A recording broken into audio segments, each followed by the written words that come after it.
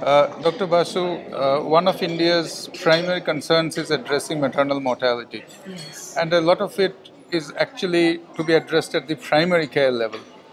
So, in your view, and given your expertise and number of years that you have put in, what do you feel are the priorities at the primary care level?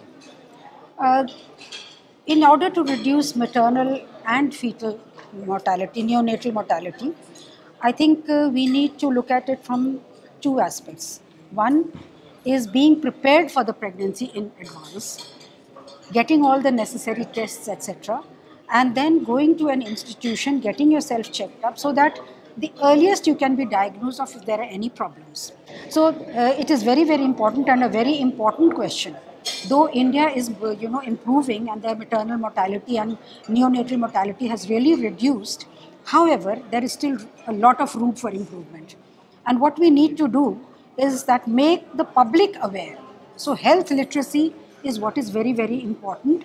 The women should be aware, their families should be aware that a lot of steps can be taken right from the time the child is growing up, till the time before marriage. Many tests can be done. Before they plan a pregnancy, many investigations can be done.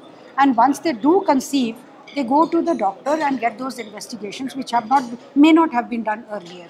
So I think the first thing is becoming aware, creating awareness amongst the public and their families, then providing the infrastructure and the technology by which reducing the amount of travel, etc., and they're still getting the good care is important. For example, telehealth, remote monitoring.